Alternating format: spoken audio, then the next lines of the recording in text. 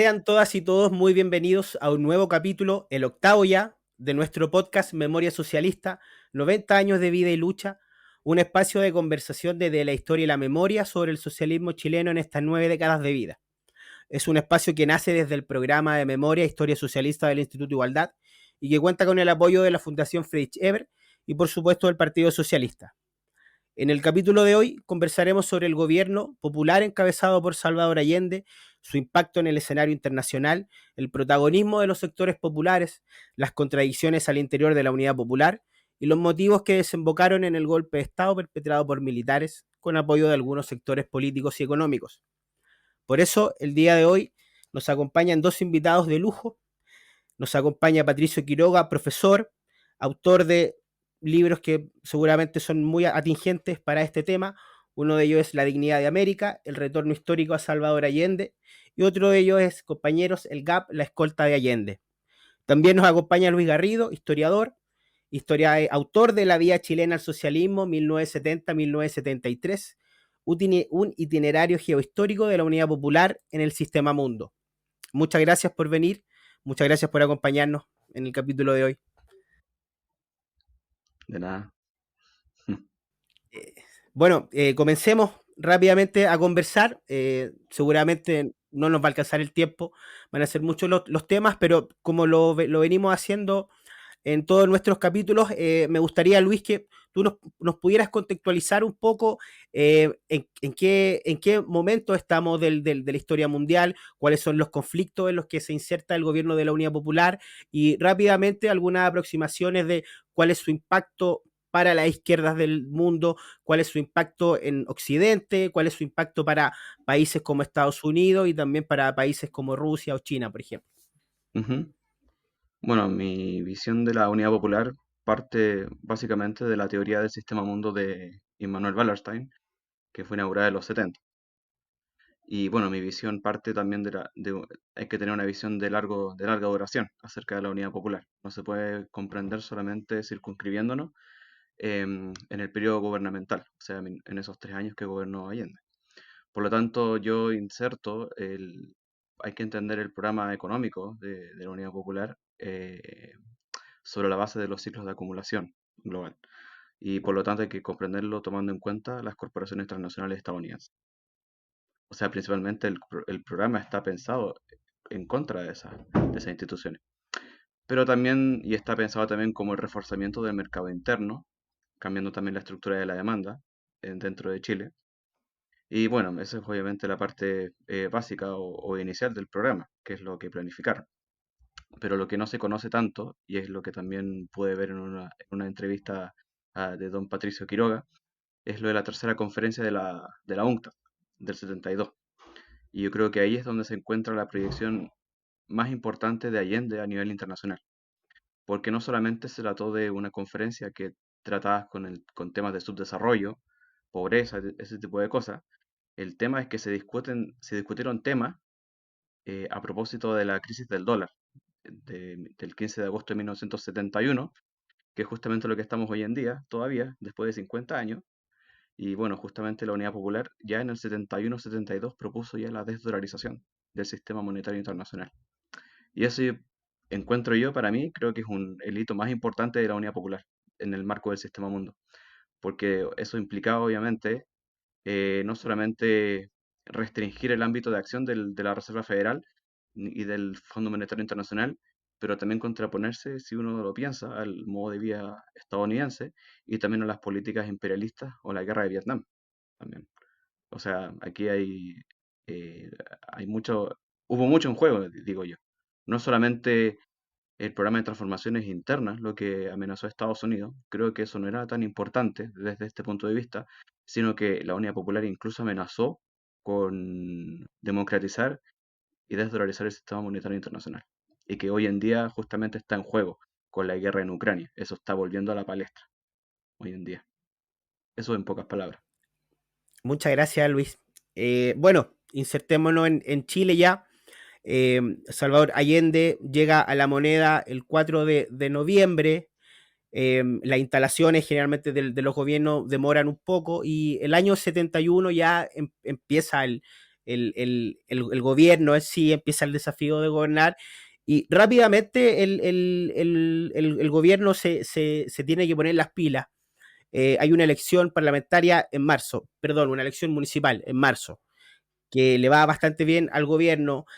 En enero el Partido Socialista había hecho un congreso bastante polémico, donde el presidente del Partido Socialista hace una cuenta pública, no se la aceptan, renuncia. Emerge la figura de Carlos Altamirano como el líder del partido y eso rápidamente le genera algunos conflictos al gobierno. Sin embargo, lo puede soltar bien. Hay un buen, el gobierno pasa por un buen momento económico en el año 71, fundamentalmente con la gestión de Pedro Buscovich. Hay hitos muy importantes como la chilenización del cobre en junio. Por tanto, uno podría señalar que el primer año de gestión de la Unidad Popular de alguna u otra manera fue exitoso. ¿Qué perspectiva tiene usted sobre eso, Patricio? Y de qué manera ya podrían empezar a incubarse algunas contradicciones que al año siguiente sí se manifestarían de manera más clara. Mira, te voy a contestar inmediatamente la pregunta, pero antes quiero hacer una reflexión sobre el planteamiento de Luis. Yo te Perfecto, pedí, adelante. y quiero decirlo Luis, te pedí que él interviniera primero, no por razones de edad, sino por razones teóricas. A mí me parece extraordinariamente importante el planteamiento que hace Luis. En general, la izquierda chilena, los demócratas chilenos, como tú quieras llamarlo, están muy retrasados en el campo de la teoría y sobre todo en el campo de los grandes acontecimientos mundiales. La reflexión que hace Luis se inscribe en una concepción que abarca 500 años de historia y se hace sobre la base de un concepto que es el concepto de Wallenstein, ¿no? De sistema mundo, un sistema mundo, ¿no? Que en el marco del desarrollo del capitalismo histórico, otro gran sociólogo de la historiografía como Giovanni Arrighi lo segmenta, ¿no? En lo que él llama los ciclos sistémicos de acumulación y va demostrando cómo cada uno de esos ciclos sistémicos de acumulación, ¿no?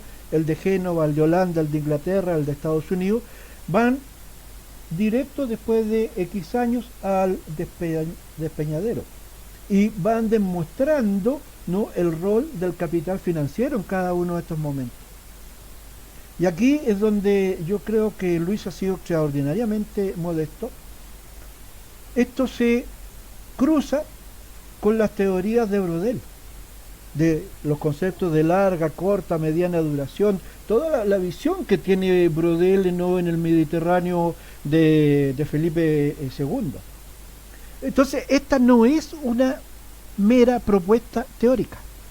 Esta es una propuesta que tiene carácter epistemológico. Vale decir, crea conocimiento para entender el mundo en el que estamos transitando.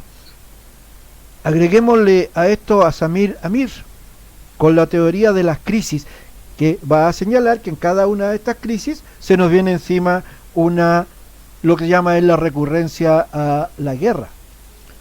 Y entonces de estas visiones, ¿no? De estas concepciones, ¿no? Todas terminan explicando, ¿no? Nuestras vulnerabilidades nacionales y latinoamericanas.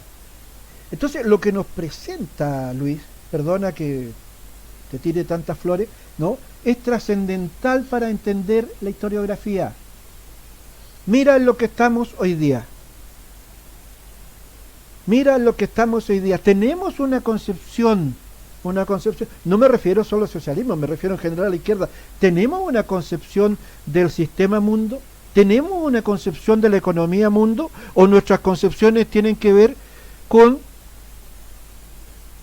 trabajar en la realidad que se nos presenta y entonces vamos firmando los tratados de libre comercio, vamos definiéndose o con Ucrania o con Rusia, por la inexistencia de una concepción teórica, a la que hay que agregarle indudablemente para Chile y para América Latina a André Gunder Frank, un antiguo maestro, y por qué no decirlo, Luis, ¿no? Toda la producción de carácter postcolonial que viene de la mano con el Cholo Quijano, que de paso también estuvo aquí en Chile.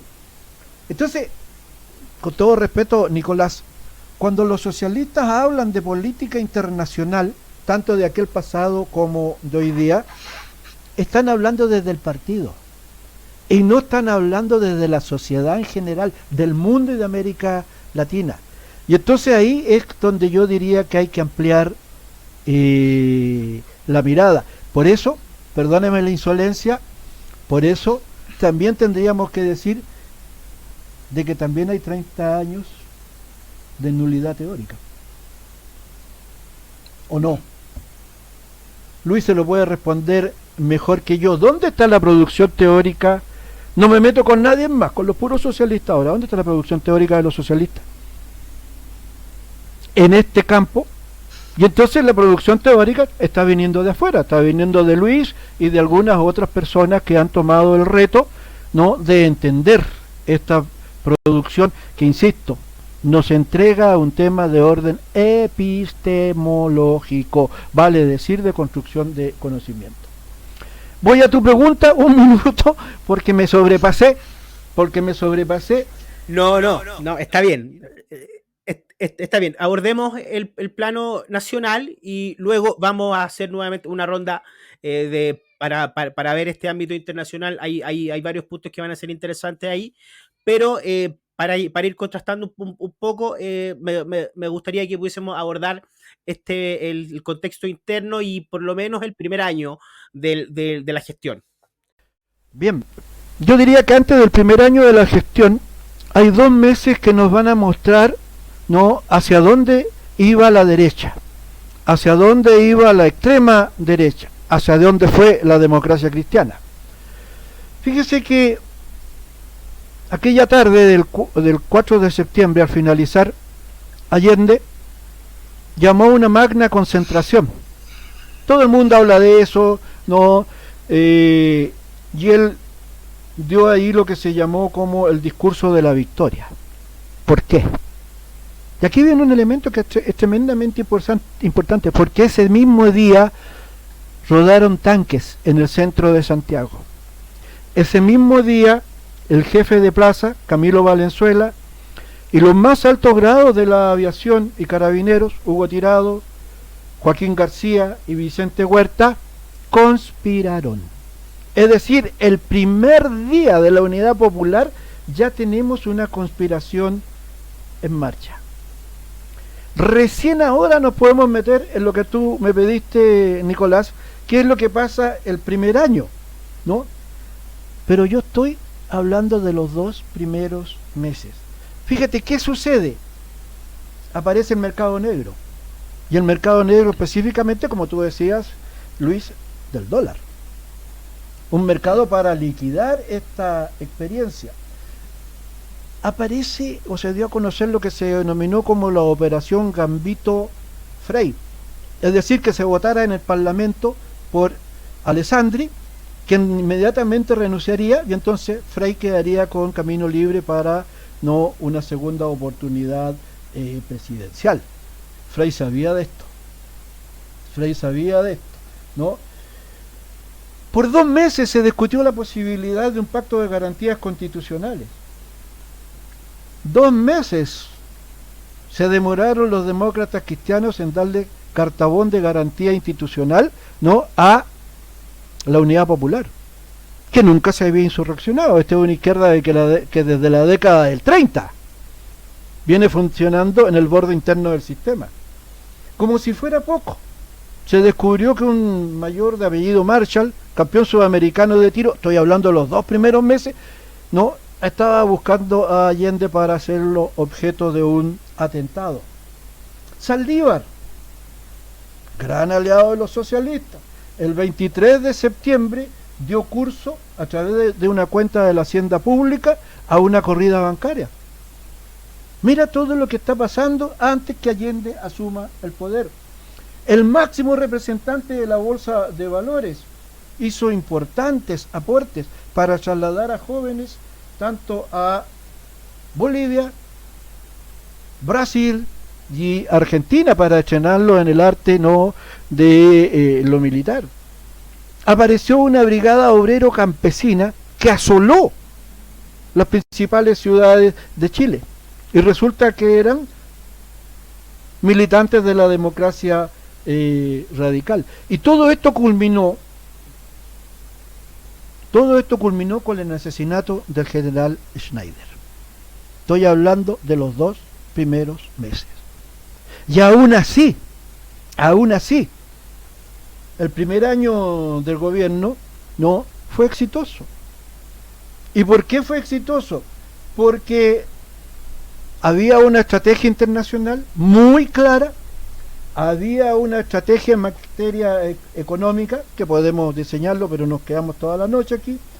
Quizás lo menos claro era la estrategia en el campo de la política, pero también había una estrategia, ¿no?, en el campo de la cultura.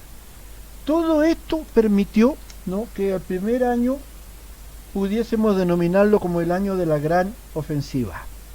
El primer año fue extraordinariamente exitoso. Pero lo más importante, y con esto termino, es que todas las revoluciones del siglo XX habían sido con las armas en la mano. La insurrección en Rusia, la guerra popular y prolongada en China, el resultado de una guerra mundial, Bulgaria, Polonia, y la guerra de guerrilla de los cubanos. En ese contexto aparece la vía político-institucional, es decir, la posibilidad de arribar al socialismo, que estaba definido en el programa de qué se trataba, no, de arribar al socialismo, no, por una vía incruenta. Ese es el gran mérito, yo diría, del año 1971. Lo dejo hasta ahí. Ya pues, conversemos ahora del ámbito económico. Luis Patricio va a hacer una pregunta abierta. Básicamente, como ya hemos comentado, el primer año de gestión fue bastante exitoso y buena parte de ese éxito pasó por la gestión económica, principalmente a cargo de un socialista, Pedro Buscovich, que él era un economista, un académico, que había sido por 20 años funcionario de la CEPAL. Era una persona con amplia trayectoria en la materia, y parece que inicialmente su gestión dio fruto. Luego fue cambiado, pero inicialmente se le reconoció como uno de los grandes artífices del éxito del gobierno. Luis, ¿nos podrías contar un poco en qué consistió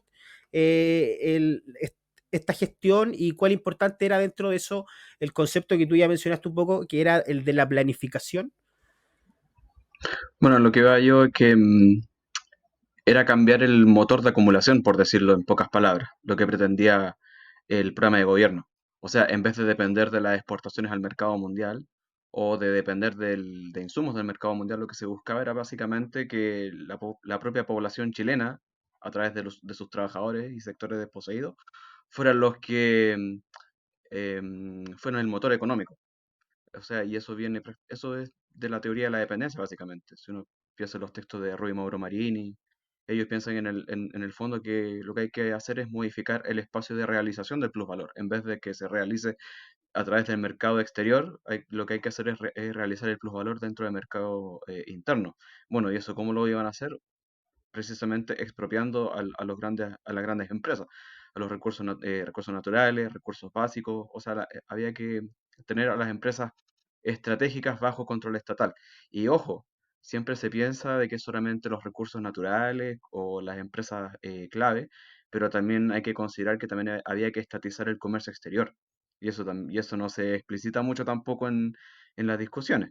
Esto viene también, si uno lo piensa bien, también viene del primer gobierno bolchevique, que una de las primeras medidas que ellos tomaron en 1918 o 19 fue nacionalizar el comercio exterior y junto con ello, bueno, las marinas mercantes, los puertos, todo ese tipo de cosas, y acá en Chile también, obviamente. O sea, hay que controlar también los procesos de distribución, tanto a escala interna, pero también a escala internacional. Bueno, y obviamente también hay que saber controlar lo de los ingresos también, no impedir que la inflación aumente para que el poder adquisitivo de la clase trabajadora se mantenga firme y no se vaya, no, o sea, que no decline por acción del mercado negro también. Eso básicamente fue la estrategia de Allende en el primer año. Patricio, le hago la misma pregunta, incorporando también la importancia que seguramente tuvo el concepto de autogestión o de la participación de los trabajadores en los procesos productivos y en la planificación de la economía. Bueno, partamos por el final. La participación de los trabajadores se incrementó, se incentivó. No tanto a través de la autoconstrucción, que fueron las formas como enfrentó la democracia cristiana durante el periodo de Frey, no el tema. Ahora, la economía depende de la política. Y en el plano de la economía se tomaron decisiones trascendentales. En materia económica, el punto de partida fue el reconocimiento de la existencia de un potencial productivo anterior que no había sido utilizado por las limitaciones internas y por la sujeción a los grandes monopolios. Esa es la decisión política. Y sobre la decisión política entonces se determinan tres grandes objetivos en el plano de la economía. El primero, ¿no?, de acuerdo al programa de gobierno, se tomaron decisiones para un cambio estructural que conduciría al socialismo, ¿no?, al socialismo, respetando, insisto, la legalidad vigente. Cambio visualizado en las nacionalizaciones, en la formación del área de propiedad social, en la reforma agraria, en la estatización de la banca y en la redistribución del ingreso. Aquí no hay una visión, no, que se haya ido dando sobre la marcha. Hay una concepción clarísima. Si usted está de acuerdo o no está de acuerdo, ese es otro problema. Ese es otro problema. Segundo, el segundo planteamiento es el siguiente. Los objetivos medianos ahora se concentraron en cuatro direcciones: la elevación del ingreso, la elevación de los niveles de actividad económica, la absorción de la desocupación. El gobierno tomó, la Unidad Popular tomó el gobierno con 250.000 cesantes. De eso estamos hablando. Entonces, la absorción de la desocupación es fundamental.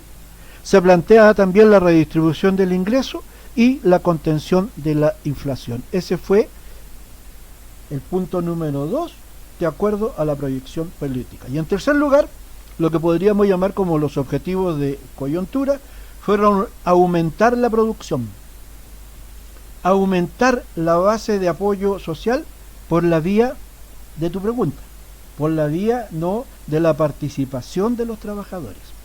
Eso fue determinante, porque este fue un gobierno de carácter nacional popular, en donde los trabajadores manuales e intelectuales, ¿no?, estaban en el primer lugar de las transformaciones, ¿no? Y por otra parte, se incentivó la participación a través de lo que se denominó como el acuerdo CUT-gobierno. Todo esto, por supuesto, con un sentido político que se vio reflejado en las elecciones municipales de abril de 1971, cuando la Unidad Popular alcanzó el 50.86% de las preferencias del electorado. Y aquí quiero hacer una pequeña digresión. Yo escucho mucho a socialistas, a comunistas, a PPD, etcétera, señalar que una de las causales de la caída del gobierno de Allende fue no haber ganado la mayoría. Cuidado, la mayoría estuvo, ¿no? En las elecciones, como decía nuestro amigo Luis, no, en las elecciones municipales logró 51%. Entonces no es un tema de mayoría, esa es una concepción liberal. Esa es una concepción liberal de la política, que no tiene que ver con una concepción, ¿no?, que se elaboró desde la teoría marxista del conocimiento. No nos olvidemos de eso, ¿no? Más aún, Luis, te lo ofrezco, eh, la aplicación de este programa económico tiene antecedentes en, en el programa del 58, orientaciones del programa económico de corto plazo, y en el programa del 64, ¿no?, los informes que se llaman. Los pongo a tu disposición. Tú tienes ya mucho más tiempo para seguir investigando. Lo dejo hasta ahí, la pregunta. Muchas gracias. Bueno, conversemos ahora un poco del plano internacional. Algo había adelantado Luis, Patricio también.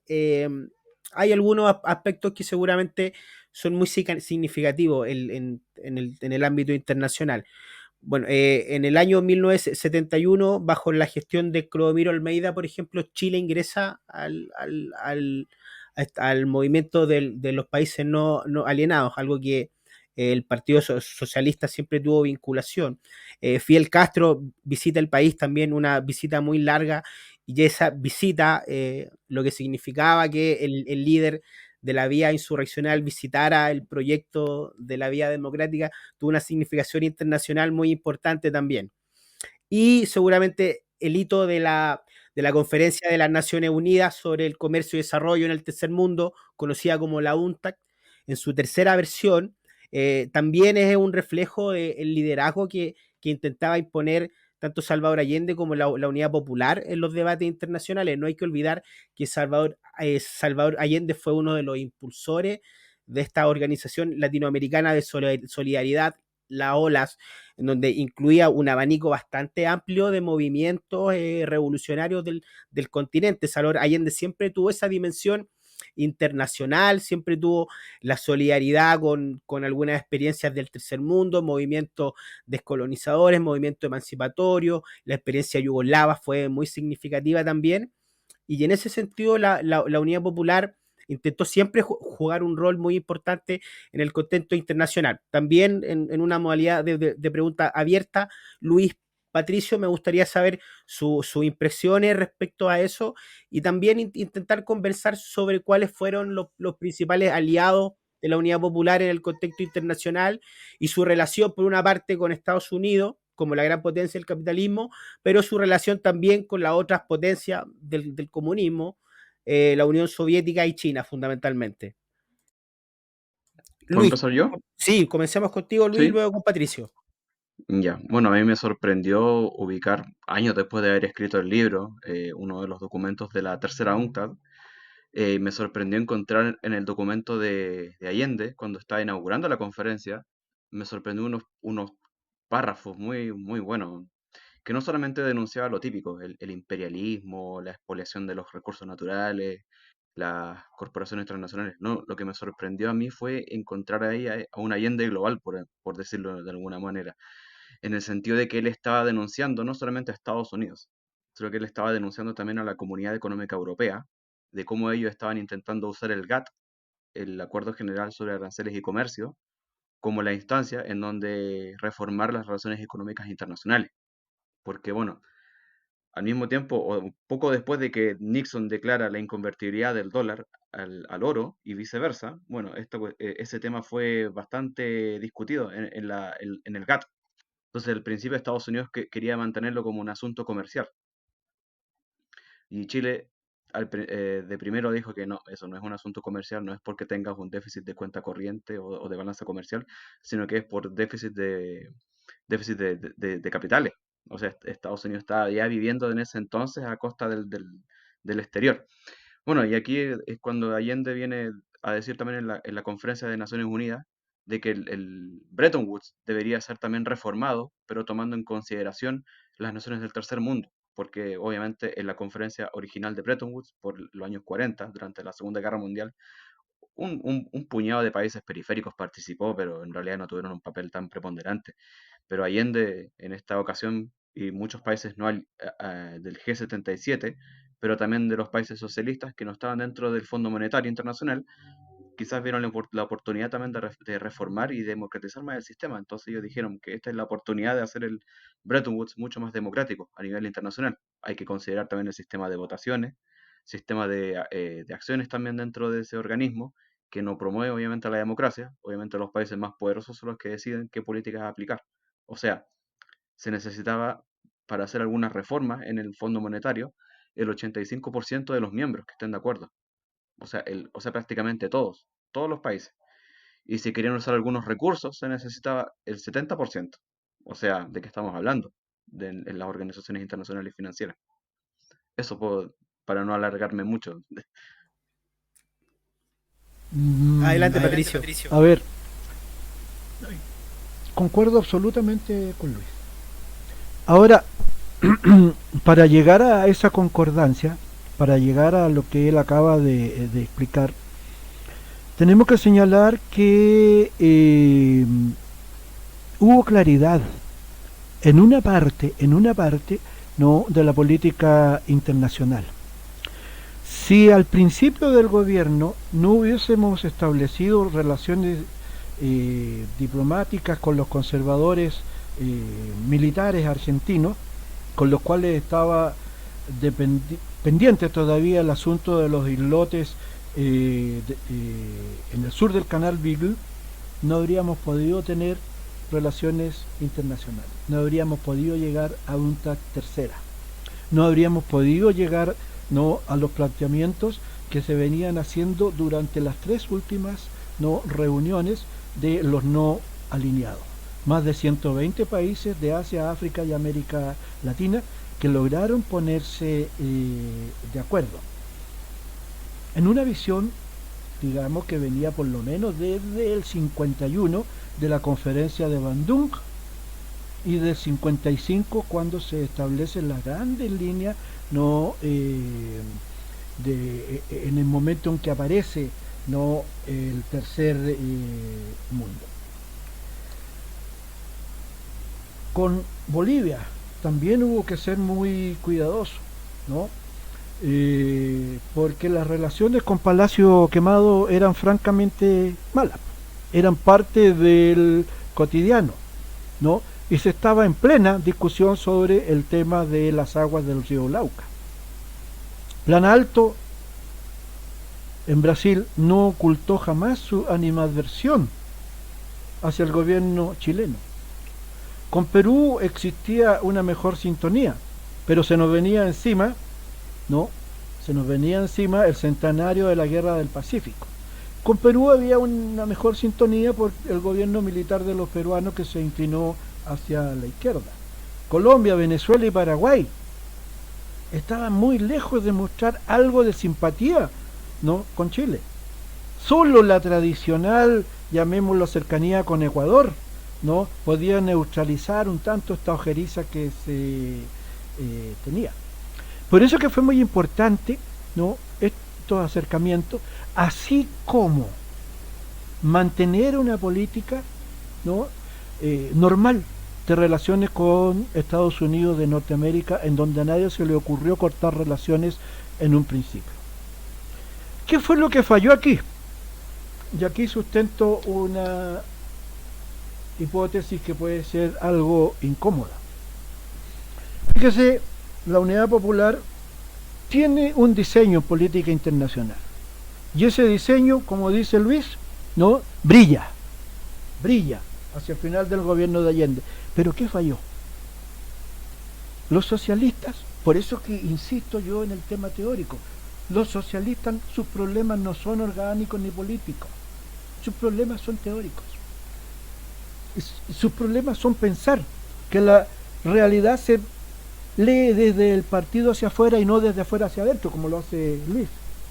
Y en ese sentido, una de las cosas que falló fue que la mayor parte de los socialistas de aquel entonces creían que el mundo estaba transitando a escala mundial desde el capitalismo al socialismo. Y eso no fue así. Eso no fue así. Y no fue así porque lo que venía en contra era un ciclo Kondratiev que se estaba abriendo desde 1968, ¿no? Y que reventó en 1973.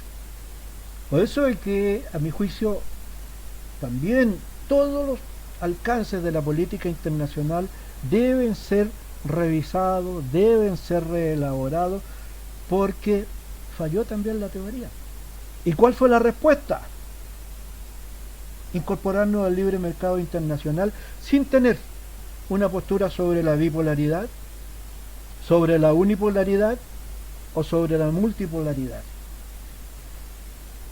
Y esto duró mucho. Aquí tengo un documento elaborado el año 78-79 en que se señalaba que la revolución chilena inserta en el proceso de tránsito mundial del capitalismo al socialismo. Es decir, con la misma teoría derrotada, 6-7 años después del golpe de Estado se seguía insistiendo en lo mismo. Por eso es que es tan refrescante empezar a pensar lo internacional desde otro ángulo. Lo dejo hasta ahí.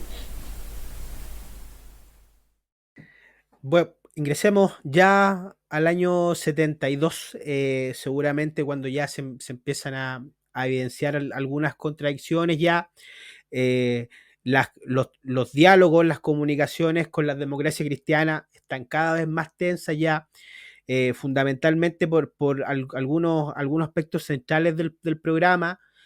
La UNE, este proyecto educacional que intentaba transformar la estructura educacional desde una perspectiva más igualitaria, con mayor presencia del Estado, más uniformada en sus contenidos también, con un mayor poder de fiscalización del Estado en sus contenidos y en su aplicación. Eso generó mucho conflicto en la democracia cristiana que tenía intereses y tenía un desarrollo muy fuerte en establecimientos educacionales. Eh,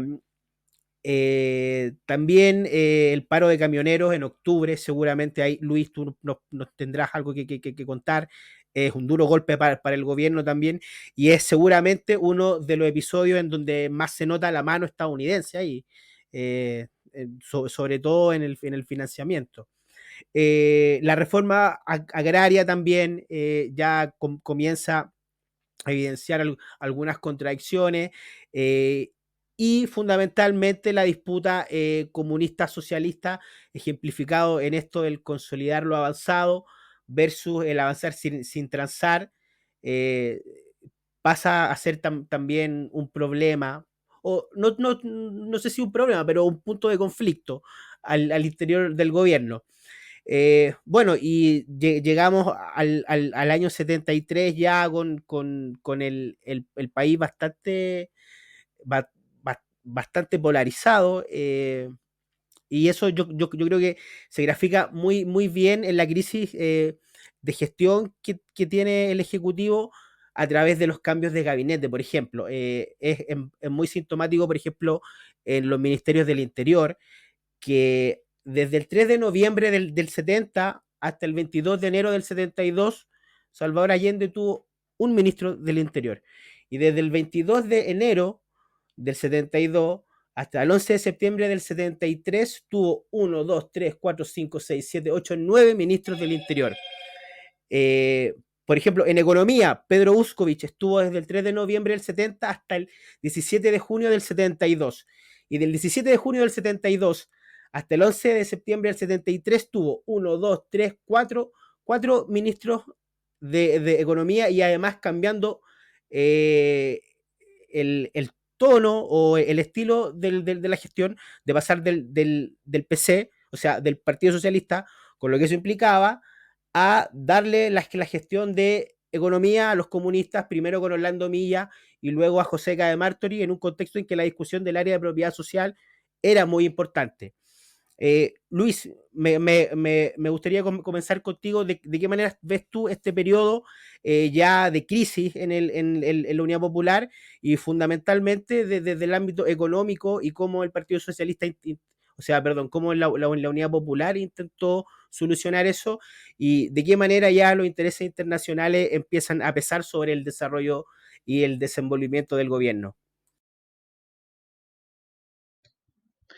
Bueno, el tema del paro de camioneros del 72 no fue un tema abordado en mi libro, debo admitirlo. Pero bueno, la verdad estoy en camino a quiero hacer una segunda edición extendida del libro, que ojalá pueda cumplirla y abordar estos temas mucho más complejos. Pero sí he escrito, bueno, también sobre el impacto del comercio marítimo para la Unidad Popular. Entonces yo creo que también hay que poner en perspectiva global cómo el mercado interno era un nicho del sistema mundo. Entonces ahí es importante, como decía previamente, ver cómo el gobierno controlaba lo que entraba y lo que salía de las mercaderías. O sea, no solamente algo interno, no solamente los camineros. O sea, hay que analizar qué proporción de los insumos que usaban el APS, por ejemplo, eran importados. De hecho, yo no he visto ninguna investigación que se haga ese tipo de cálculo. Yo me pregunto eso. Por ejemplo, la producción de pan, por ejemplo, el petróleo también. El petróleo era muy importante en ese entonces importarlo y la ENAP apenas cubría cuánto, el 10%, 15% del consumo interno. Entonces yo creo que hay que complejizar mucho más el cuadro, en el sentido de ver cómo lo interno se enlaza con lo externo. También hay que tomar en cuenta también el uso del Canal de Panamá, que también lo analicé en un texto que creo que te envié, Nicolás, hace unos días atrás, en el que, claro, durante Allende el uso del Canal de Panamá fue prácticamente, o sea, no prácticamente, pero fue desenfatizado, porque a los pocos días de asumido Allende, el gobierno estadounidense sacó un memorándum diciendo que prácticamente cualquier embarcación que fuera a cualquier puerto de un país socialista que transportase petróleo o combustible, no sería permitido el paso por el canal de Panamá. Entonces eso también te iba a impactar también en la circulación de mercancías hacia el país y desde el país también. Entonces es toda una serie de procesos bien complejos que hay que considerar. No es solamente el paro de camioneros. El paro de camioneros está dentro de algo mucho más grande, incluso que también el tema del financiamiento, que creo que también en parte hay que superar también esa visión. O sea, ¿es solamente Estados Unidos el enemigo? Pensemos también en la Comunidad Económica Europea, que siempre se ve como la cara amable del capitalismo. Y la verdad yo no creo que haya sido así. Por mucho que en las relaciones públicas internacionales se diga una cosa, pero cuando uno atiende a los intereses estructurales del capitalismo global, bueno, las potencias europeas no son tan dadivosas como se hacen. Esa es mi opinión. Muchas gracias, Luis. Patricio, lo mismo, ¿qué perspectiva tiene usted ya de esta segunda parte del gobierno? ¿Cuáles fueron los intereses en juego? ¿Qué es lo que pasaba internamente en la coalición? Estas dos almas, entre fundamentalmente lo que planteaba el Partido Socialista y los partidos que estaban afines, y por otra parte el Partido Comunista. ¿Y de qué manera el gobierno intenta solucionar todo este año y medio que fue absolutamente convulso? Bueno, con todo respeto, yo no comparto la visión de la Unidad Popular en los años 71, 72 y 73. Creo que el conflicto político fue de tal dimensión que se podrían seccionar a lo menos 6 etapas, de acuerdo a cómo fue cambiando las correlaciones de fuerzas nacionales e internacionales. Pero, de puro amable, entonces vuelvo a tu pregunta. Yo le quisiera pedir que por favor ahondara en esa periodización. Eso es precisamente lo que queremos nosotros en este programa, nuevas perspectivas que un poco pongan en jaque estas visiones hegemónicas. Así que por favor tiene toda la libertad del mundo para explayarse sobre esto que nos acaba de adelantar. De alguna forma u otra ya estamos llegando a octubre, ¿ah? Entonces vamos a tomar aquí octubre como el periodo del boomerang democrático. Octubre, en realidad las dimensiones del paro de octubre fueron extraordinariamente complicadas. El paro de octubre tomó la forma de una huelga prolongada con caracteres insurreccionales en las que se combinaron maniobras legales, como la proclama, semilegales, como el copamiento de calles, y clandestinas, sabotaje. Sabotaje. Yo podría estar una hora, ¿no?, narrándoles a ustedes, ¿no?, el día a día de los incendios, de los trenes descarrilados, de los mutilados, y mientras tanto iban 7 u 8 llamadas al diálogo por parte de Allende. Salir a la calle en esos momentos y andar en micro era arriesgado, porque usted no sabía si a esa micro le iba a llegar una molotov. Entonces el paro de octubre fue un paro insurreccional, pero le falló a la derecha. ¿Por qué? Porque estuvo presente esto de lo cual se habló en la primera parte de esta conversación, la presencia de los trabajadores, la participación. Sin esa participación en que los trabajadores marchaban horas y horas para llegar a sus trabajos, para poder descargar las mercaderías, ¿no? Sin eso, ese paro no hubiese podido solventarse, salir del paro, ¿no? Y aquí, a mi juicio, se dio un elemento extraordinariamente importante. El viaje a las Naciones Unidas, una vez terminado el paro, no estamos hablando de lo internacional, una vez terminado el paro, Allende fue a Perú, a México, a la Unión Soviética y a las Naciones Unidas, ¿no? Y allí se articuló la posibilidad de una alianza duradera entre el gobierno, la CUT y las Fuerzas Armadas. Gabinete al que Allende intentó sumar, sin éxito, a la democracia cristiana, que estaba pasando, ¿no?, a una estrategia, de una estrategia no política a una estrategia de cerco y aniquilamiento en que el Partido Nacional la estaba empujando. En ese contexto, segundo aspecto que a mí me parece importante, quedó nítidamente claro un aspecto fundamental de la vía político-institucional. La vía político-institucional llegó tarde. Llegó el 21 de mayo, ¿no?, del 71, cuando Allende en su alocución al Congreso Pleno habla y describe la vía político-institucional, pero esta no estaba lo suficientemente desarrollada. Y hubo gentes partidarios, ¿no?, de la, ¿cómo se llama?, de la dictadura del proletariado, que alzaron la voz. El PC, parte de los socialistas, Viera Gallo, etcétera. Entonces, aquí tenemos algo que tú acabas de decir, ¿no? Aquí hay algo importante, que es el hecho que aparecen los graves conflictos al interior de la Unidad Popular. Los graves conflictos. ¿Por qué, mi querido amigo? Cuidado cuando se dice que por un lado estaban los comunistas y por otro lado estaban los socialistas. No, los socialistas en el Congreso de La Serena habían señalado que se habían generado inmejorables condiciones para la toma del poder. Los comunistas, a través de su visión de la política por etapas, llegaban que al final de esa vía se construía el socialismo con la dictadura del proletariado. Socialistas y comunistas coincidían en lo central, al margen de la manifestación que se le daba a la política, si avanzar sin transar o si avanzar consolidando, pero los dos ejes iban hacia lo mismo. En cambio, lo de Allende era distinto. Lo de Allende era la vía político-institucional, que no contemplaba la dictadura del proletariado.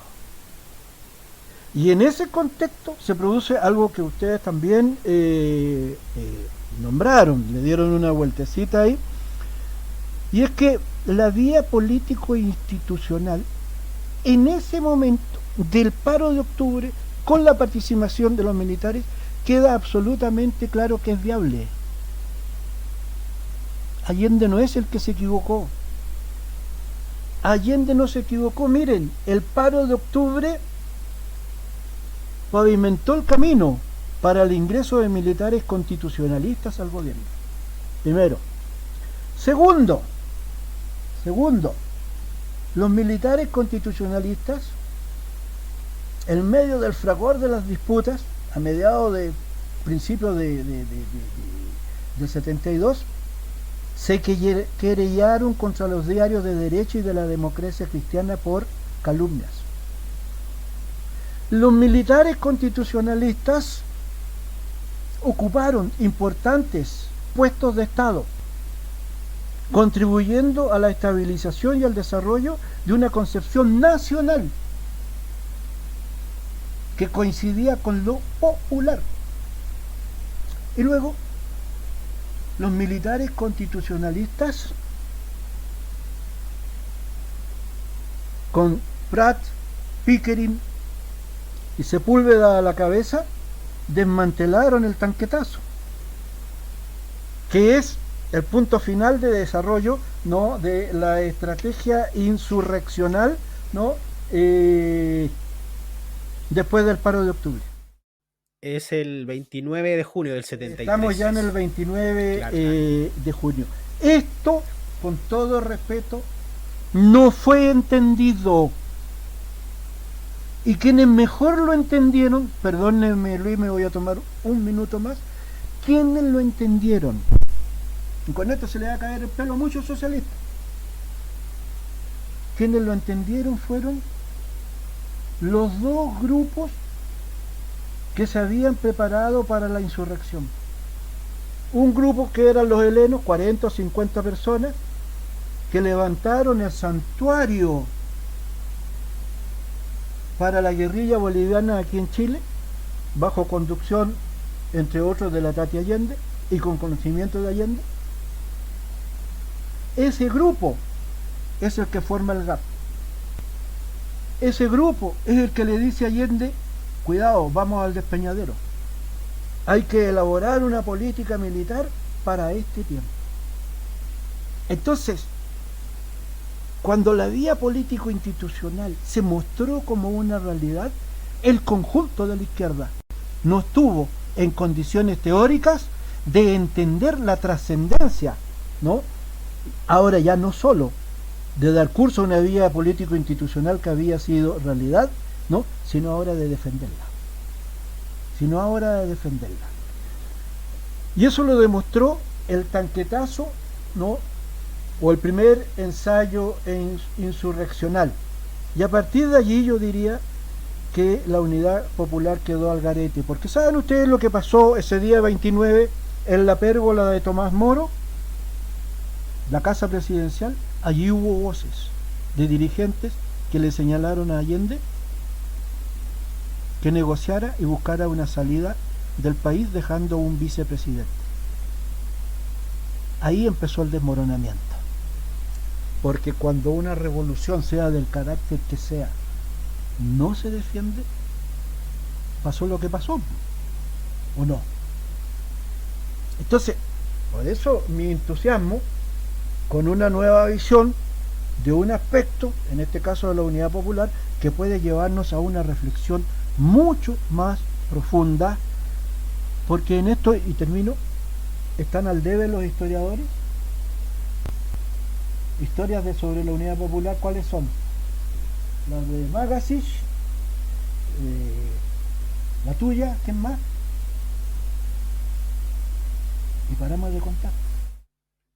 Al final de este programa vamos a recomendar algunos libros sobre eso. ¿Y cuál es?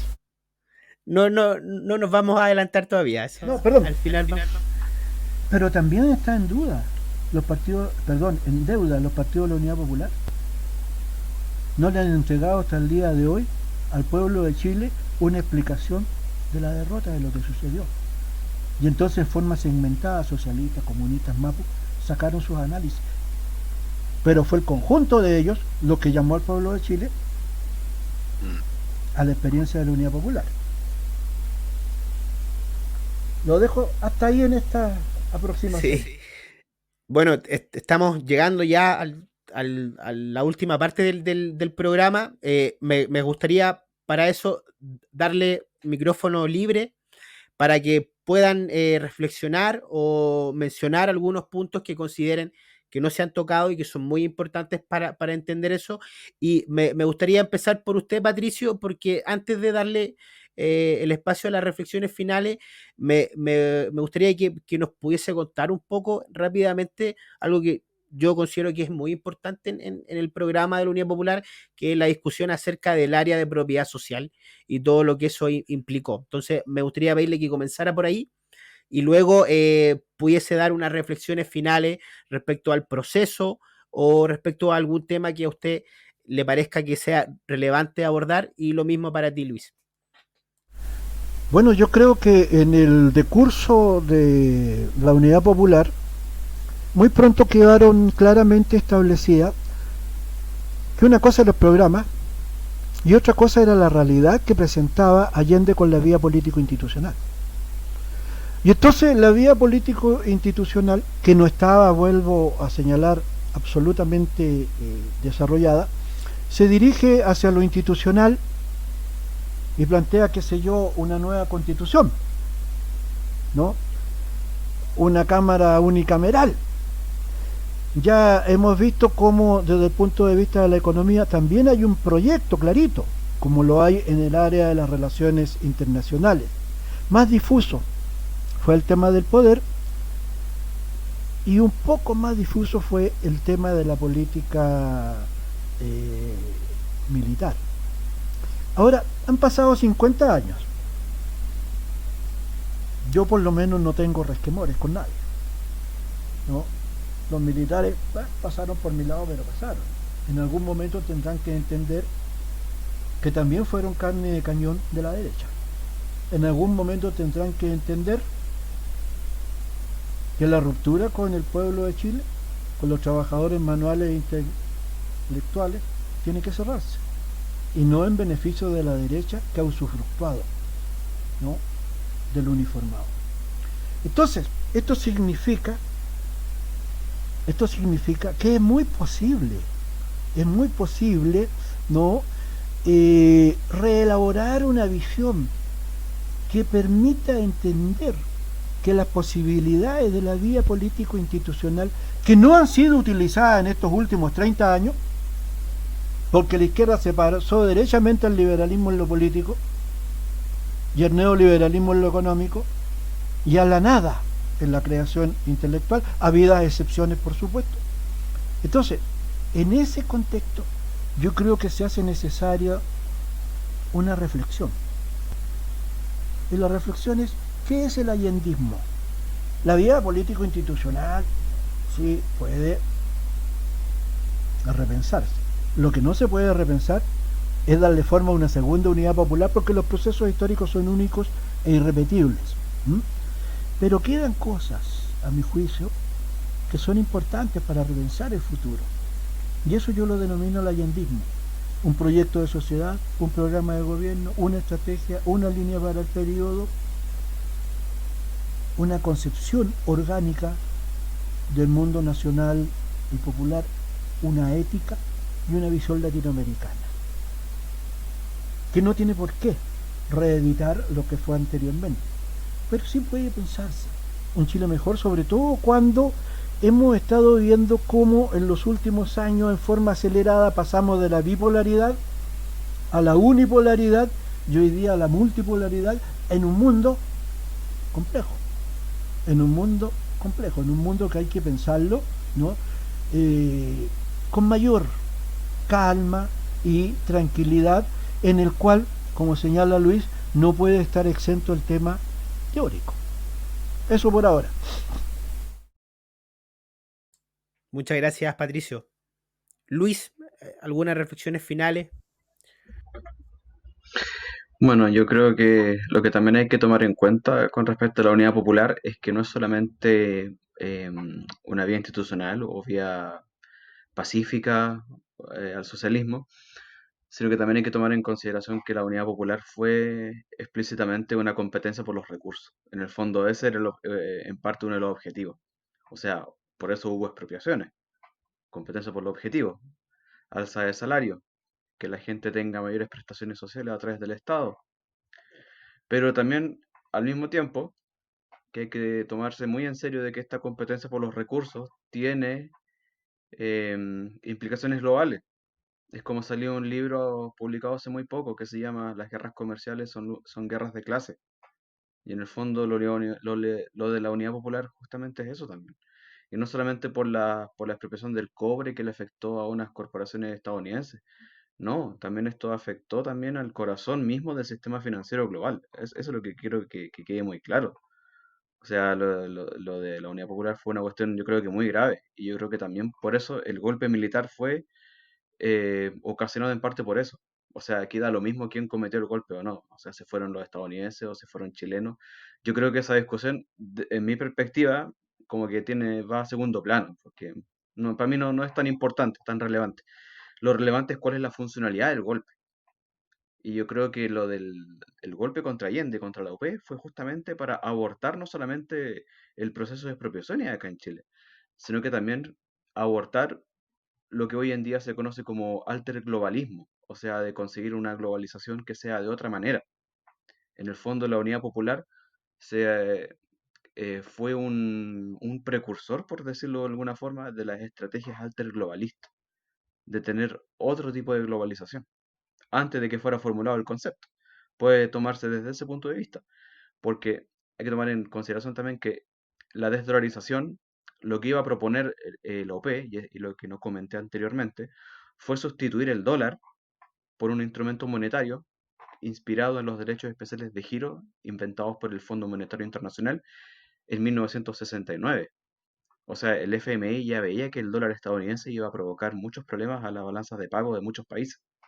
Entonces el Fondo Monetario Internacional estaba de acuerdo en hacer ese cambio.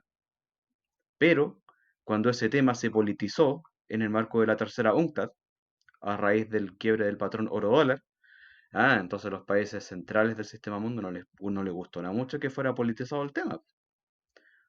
A mí no le gustó nada, no le gustó para nada. Entonces, de hecho, las resoluciones finales de la conferencia de la UNCTAD, ellos, claro, están muy a favor de dar más fondos para el desarrollo, financiamiento para ayudar a los pueblos del tercer mundo, muchas cosas así. Pero en cuanto a los derechos especiales de giro, de que sea nueva moneda internacional o activo de reserva, ahí los países centrales hicieron tapa. No, eso es imposible. Y además hay que considerar que en el año 1974, un año después del golpe, los derechos especiales de giro fueron definidos como canasta de las principales monedas del sistema mundo, que es como hoy en día todavía se definen ese instrumento monetario. Entonces, obviamente, yo creo que también hay un vínculo por ahí que hay que tomar en consideración, que no es una teoría de la conspiración lo que estoy diciendo yo, son los efectos estructurales de la historia de lo que tenemos que estar conscientes. No es solamente la ideología, también lo que nos mueve, es la competencia por los recursos y de cómo las distintas condiciones eh, van determinando ciertos cursos de acción u otros. Eso es lo que pienso yo. Muchas Una, gracias, Luis. una pequeña reflexión, Luis. Ah, La OUA, la Organización de la Unidad Africana, señaló por aquellos años que más de 20 países hacia fines del siglo XX tenían que tomar una opción: capitalismo o socialismo. Y muchos de estos países, conducidos por movimientos de liberación nacional, ¿no?, estaban tomando la vía, la posibilidad. Entonces el quiebre al que se refiere Luis también tiene repercusiones en África, también tiene repercusiones en Europa. Y para terminar, fíjese lo siguiente: ¿cuáles fueron las tres grandes fuerzas que uno puede tomarlas en consideración o no, pero que operaban en la palestra internacional en aquellos años? El socialismo extendió 1/3 de la humanidad, de eso no queda nada, ¿no? Los movimientos de liberación nacional, no queda nada.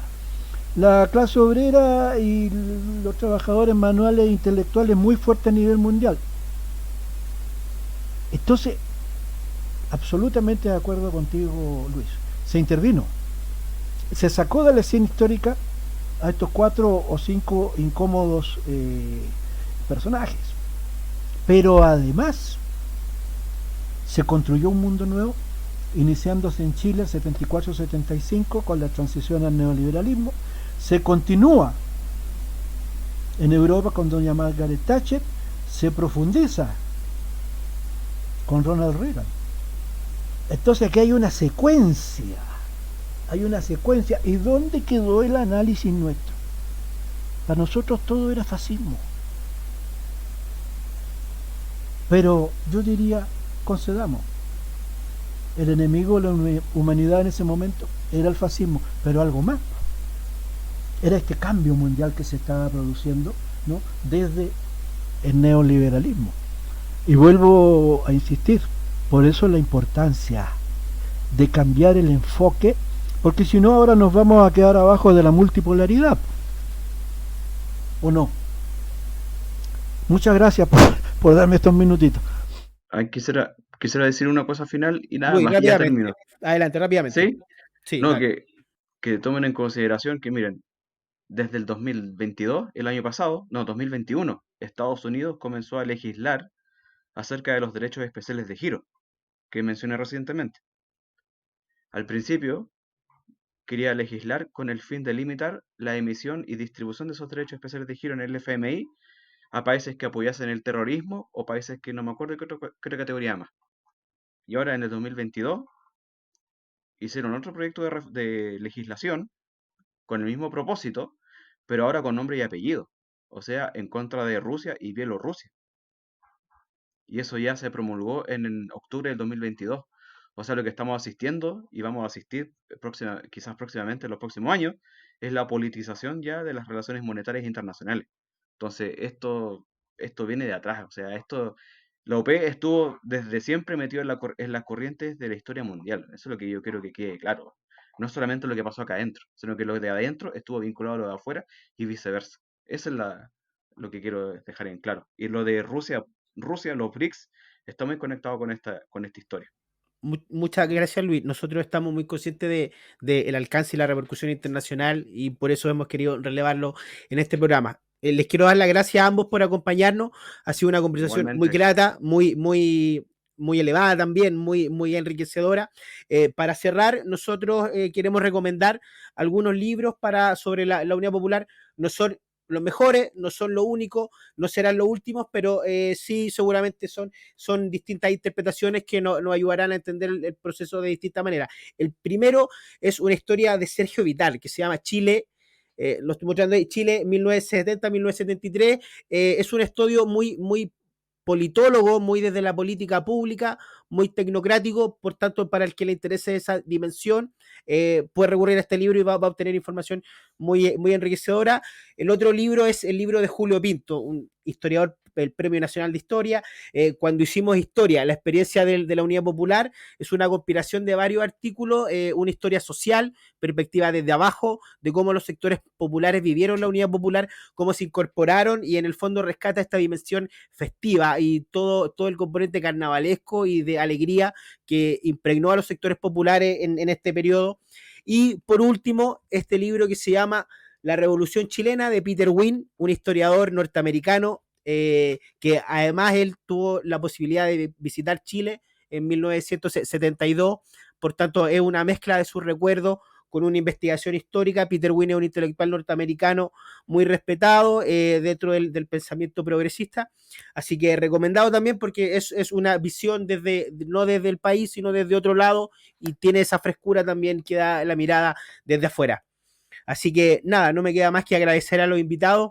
Luis, Patricio, muchas gracias nuevamente. Invitar a todo el equipo que hace posible esto, a Por mi Misa en la producción, Ramiro Leiva en el diseño, Francisco Melo y Fernando Kraus desde el Instituto de Igualdad, Tomás Vivanco en la difusión. Y agradecer también a cada una y uno de los que nos escuchó, los que nos ha escuchado y nos seguirá escuchando. Los dejamos invitados al próximo capítulo. Y nada, muy agradecido de todo lo que ha pasado hoy, además de un tema tan significativo y que seguramente durante estos meses va a estar en boca, va a ser el tema de conversación de buena parte del país también. Así que nada, muchas gracias, que estén muy bien, buenas noches. Muchas gracias. igual muchas gracias.